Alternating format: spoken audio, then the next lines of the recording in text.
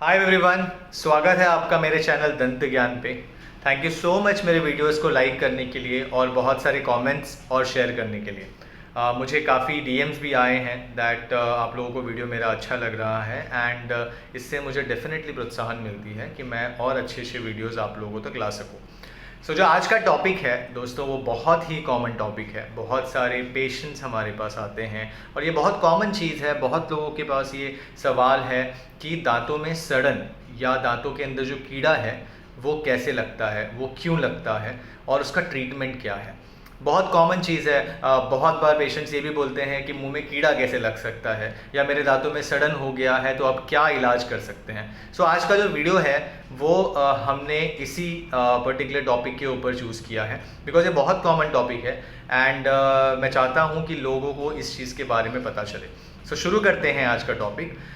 दांतों के सड़न के बारे में मैं इस पर्टिकुलर वीडियो को दो भाग में डिवाइड करूंगा। जो पहला भाग है उसमें हम जानेंगे कि दांतों में सड़न लगता कैसे है, दांतों में सड़न होता क्या है, लगता कैसे है सड़न, या दांतों के अंदर जो कीड़े हैं वो कैसे आते हैं या दांतों में कीड़ा कैसे लगता है। एंड जो दूसरा पार्ट होगा वीडियो का, उस वीडियो में हम जानेंगे कि अगर सडन हो गया है तो उसके ट्रीटमेंट ऑप्शंस क्या है, उसको ठीक कैसे किया जाता है, या उसके पास ऑप्शंस क्या क्या है। जब आप डेंटिस्ट के पास जाओगे तो डेंटिस्ट आपको क्या क्या ऑप्शंस या प्लान बता सकते हैं।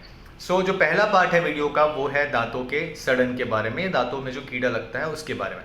उसके लिए आपको बता दूं कि एक पर्टिकुलर दांत जो होता है उसका जो स्ट्रक्चर होता है, उसका जो निर्माण होता है वो 3 लेयर्स में होता है। सबसे बाहरी लेयर जो होता है दांत का उसे बोलते हैं इनामल। और आप बिलीव नहीं करेंगे, बॉडी का सबसे हार्डेस्ट पार्ट जो होता है वो इनामल ही होता है। लेकिन जो इनामल है वो खुद से रिपेयर नहीं हो सकता। मतलब कि अगर एक बार इनामल ख़राब हो गया तो ऑटोमेटिकली वो इनामल जो है वो रिपेयर नहीं हो सकता। इनामल की परत के नीचे आता है एक परत जिसको बोला जाता है डेंटिन, एंड उसके नीचे आती हैं दांतों की नसें जिसको बोला जाता है पल्प।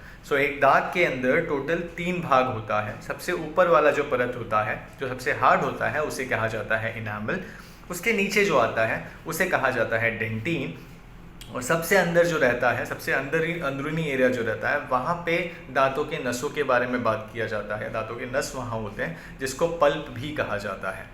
ये सारा जो कंटेंट है, ये सारा जो स्ट्रक्चर है, ये दांतों के जड़ में भी होता है। दांतों के जड़ में भी आपके पास डेंटिन होगा, सीमेंटम होगा और पल्प होगा। और ये पूरा दांत जो है वो हड्डी के अंदर सिचुएटेड रहता है और बाहर से एक कवरिंग होती है जिसको हम कहते हैं गम्स, या जो मसूड़ा होता है वो उसके बाहर एक कवरिंग होती है। ये हो गया आपका दांत। ये जो जड़ है वो दांत के अंदर जा कर के यहाँ पे हड्डी के अंदर होती है और इसको कवर करने के लिए जो एक कॉलर जैसा होता है उसे कहा जाता है गम्स।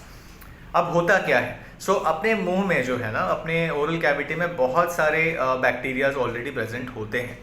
जब आप खाना खाते हो या जब आप कुछ पीते हो या बाहर के स्नैक्स वगैरह खाते हो, जो भी चीज़ आप कंज्यूम करते हो, वो सारा जो फूड मटेरियल है या फूड पार्टिकल है वो दांतों के ऊपर जाके चिपक जाता है और एक लेयर बना देता है। वो दांतों के ऊपर वाले हिस्से पे भी बनाता है, वो गम्स के यहाँ पे भी बनाता है। ओवरऑल आपके दांत के ऊपर वो पूरी परत जम जाती है। ना इमेजिन करें कि आप रेगुलर ब्रशिंग नहीं कर रहे हो या प्रॉपर ब्रशिंग नहीं कर रहे हो, आप फ्लॉसिंग नहीं कर रहे हो, आप माउथ वॉश यूज़ नहीं कर रहे हो, तो धीरे धीरे ये जो फूड पार्टिकल्स हैं वो मुंह के अंदर जो बैक्टीरिया है उसके साथ मिल करके एक टीम बना लेती है। और ये टीम बनने के बाद वो मुंह में एसिड प्रोड्यूस करती है। एसिड जो होता है ये बहुत ज़्यादा डिस्ट्रक्टिव होता है। ये जो एसिड बनता है मुंह में वो जा कर के अटैक करता है दांतों के सबसे ऊपर लेयर पे जिसको बोला जाता है इनामल। एसिड बनने के बाद वो इनामल को धीरे धीरे धीरे धीरे डीमिनरलाइज करता है, मतलब धीरे धीरे वहाँ पे सड़न बनाता है और इसे कहा जाता है दांतों का सड़न। आइडियली दांतों के सड़न जो होते हैं वो शुरुआत में थोड़े से ब्राउन दिखते हैं, धीरे धीरे वो ब्लैक भी दिखने लग जाते हैं और आपको वहाँ पर एक होल या एक खड्डा ये फील आपको ज़रूर होगा जब आपके दांतों में सड़न होना चालू होगा। जो बोलते हैं दांतों को में कीड़ा लगना, एज सच कोई कीड़ा नहीं होता वहाँ पे। इस पूरे प्रोसेस को या इस पूरे जो ओरल जर्नी है इसको समय लगता है। रातों रात कोई दांत में सड़न नहीं बनती है, लेकिन जब ये बनती है तो ये धीरे धीरे डीप जाती है। सबसे पहले वो इनामल को ख़राब करता है। अगर वहाँ पर कोई ट्रीटमेंट नहीं किया गया तो इनामल से धीरे धीरे वो जाएगा डेंटिन के पास, डेंटिन को वो धीरे धीरे ख़राब करेगा। डेंटिन तक भी अगर ट्रीटमेंट नहीं हुआ तो पूरा जो कैविटी है, पूरी जो सड़न है वो जाती है पल्प तक या नर्व्स तक। इसीलिए कई बार हमने ये देखा है कि पेशेंट इनिशियली सडन को इग्नोर करते हैं, करते जाते हैं और एक मोमेंट ऐसा आता है जब उनको बहुत सीवियर दांतों में दर्द चालू हो जाता है। ये जो दांतों का दर्द है वो इसलिए है बिकॉज जो सडन है वो इनामल से होकर के, डेंटिन से होकर के नर्व या पल्प तक चली गई है और वो दांतों के जड़ तक जाके पस भी बनाता है। सो ये ओवरऑल प्रोसेस था दांतों में सडन कैसे लगता है। अब हम जानेंगे कि टिप्स अगर आपके दांतों में सडन नहीं लगना चाहिए या आप क्या क्या ऐसे टिप्स फॉलो करेंगे जिससे आपके दांतों में सडन ना लगे। तो ये बहुत सिंपल है, मैंने इस पर ऑलरेडी एक वीडियो बनाया हुआ है, मेरा पहला वीडियो, बट एक ब्रीफिंग में देना चाहूँगा शॉर्ट में। बहुत ज़रूरी है कि आप 2 मिनट ब्रशिंग करें दिन में 2 बार, प्रॉपर ब्रशिंग करें। ब्रशिंग करने में और प्रॉपर ब्रशिंग करने में बहुत फ़र्क है। तो प्रॉपर ब्रशिंग जाने कि आप सारे दांतों के सर्फेसिस को क्लीन करें ब्रश से, वो इंपॉर्टेंट है। सेकेंड चीज़, जो आप ब्रश यूज़ करते हो उसके ब्रिसल्स जो होते हैं वो सॉफ्ट होने चाहिए, वो हार्ड ब्रिसल्स नहीं होने चाहिए। तीसरी चीज़, आप प्रॉपर माउथ वॉश या फिर अगर आपके दांत के बीच में गैप है और वहाँ खाना फंसता है तो आप फ्लॉसिंग भी यूज़ कर सकते हैं।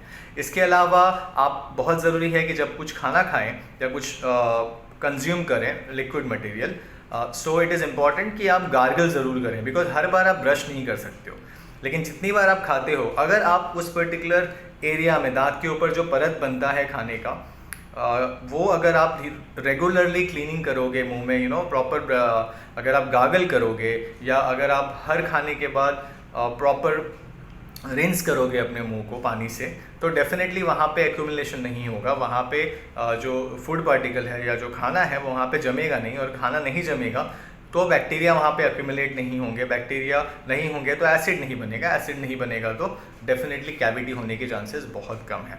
सो बहुत ज़रूरी है ब्रशिंग 2 बार 2 मिनट के लिए हर बार, प्रॉपर फ्लॉसिंग, और एक इम्पॉर्टेंट चीज़ है आप टंग क्लीनिंग वगैरह भी ज़रूर करें, बिकॉज टंग के ऊपर भी कई बार ऐसा होता है कि टंग के ऊपर भी बैक्टीरिया वगैरह लगने से प्रॉब्लम हो सकते हैं। सो ये हो गया आपका मेंटेनेंस वाला पार्ट। नाउ अगर आप ट्रीटमेंट की बात करें कि अगर आपके दांतों में सडन लगता है तो क्या क्या ट्रीटमेंट होता है। सो ऑब्वियस सी बात है कि सबसे पहले ये जाने कि जब आप ब्रश वगैरह कर रहे हो और कहीं भी अगर आपको लगता है कि आपके दांत के ऊपर कोई दाग है या फिर दाग एग्जैक्टली दाग नहीं, कोई ब्लैक स्पॉट है या ब्राउन स्पॉट है, तो इट इज़ वेरी इंपॉर्टेंट कि आप अपने फैमिली डेंटिस्ट को विजिट करें। जब आप डेंटिस्ट के पास जाते हैं तो डेंटिस्ट एक चेकअप करेगा और चेकअप करने के बाद वहाँ पे ज़रूरत पड़े तो एक्सरे भी लिया जाता है। नाउ जो ट्रीटमेंट होता है कैविटी का वो डिपेंड करता है कि आपकी सडन जो है दांतों में वो कितने लेवल तक है। अगर सिर्फ इनामल ऊपरी हिस्से में सडन है और वो काफ़ी अंदर तक नहीं गई है तो डेंटिस्ट वहाँ पे एक ट्रीटमेंट करते हैं जिसको दांतों की फिलिंग, बहुत कॉमन टर्म है, दांतों की फिलिंग कहा जाता है। फिलिंग अलग अलग मटेरियल का होता है, उस इन डेप्थ में मैं नहीं जाना चाहूँगा। सो दांतों की फिलिंग हो जाती है। कई बार ऐसा होता है कि इनामल के साथ साथ डेंटिन तक कैविटी या सडन जो है वो पहुँच गई होती है, वहाँ पे भी मेजॉरिटी ऑफ द केसेस में क्लीन करके उस कैविटी को और वहाँ पे फिलिंग किया जाता है। कई बार ऐसा होता है कि बहुत ज़्यादा पेन पेशेंट को होता है और जो कैविटी होती है वो पल्प या दांतों के नस तक पहुँच जाती है। इस केस में जो ट्रीटमेंट होता है उसे कहा जाता है रूट कनाल ट्रीटमेंट, जहाँ पे नसों को क्लीन करके और आर्टिफिशियल नसें डाल करके दांत को रिस्टोर या बचाया जाता है।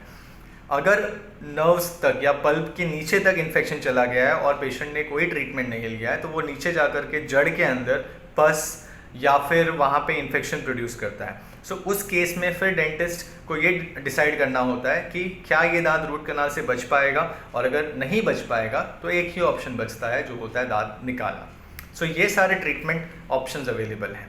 सो अगेन जो ओवरऑल समरी है, जो टिप्स है आज की वीडियो से, वो ये है कि दांतों में सडन इसलिए लगती है अगर आप खाना खाते हैं रेगुलरली और आप ब्रश नहीं करते हैं या पानी से कुल्ला नहीं करते हैं तो खाना जो है वो बैक्टीरिया के साथ जुड़ करके वहाँ पे एसिड बनाता है, और एसिड जो है वो दांतों को जो सरफेस है उसको धीरे धीरे ख़राब करना चालू करता है, खरोदना चालू करता है और वहाँ पे कैविटी बन जाती है। कैविटी बनने के बाद आप ट्रीटमेंट के लिए डॉक्टर के पास या डेंटिस्ट के पास जाएंगे और डेंटिस्ट आपको डिपेंडिंग ऑन कि कौन सा कैविटी है या कितने लेवल तक गया है वो दांतों के ट्रीटमेंट ऑप्शन आपको बताएंगे। सडन से बचे कैसे, बहुत ज़रूरी है कि ब्रशिंग सही करें, फ्लॉसिंग सही करें, माउथ वॉश सही करें, और सबसे इम्पॉर्टेंट जो मैं पर्सनली मेरे पेशेंट्स को रिकमेंड करता हूँ कि जब भी आप कुछ खाएं तो आप ज़रूर प्रॉपर कुल्ला करें। आई होप आपको मेरा ये वीडियो पसंद आया हो, और अगर अच्छा लगा तो डेफिनेटली इसे लाइक करें, शेयर करें। मेरे चैनल को अगर आपने सब्सक्राइब नहीं किया है तो ज़रूर सब्सक्राइब करें, और जितना हो सकता है इस वीडियो को आम इंसान तक पहुँचाएँ ताकि सबके जो ओरल हेल्थ है वो बेटर रहे। And see you for the next video. अगर आपके पास कोई सवाल है दांतों के सड़न से रिलेटेड या कैविटी से रिलेटेड, डेफिनेटली आप कमेंट सेक्शन में पूछ सकते हैं। I will be happy to answer. तब तक के लिए thank you so much and keep smiling. Thank you.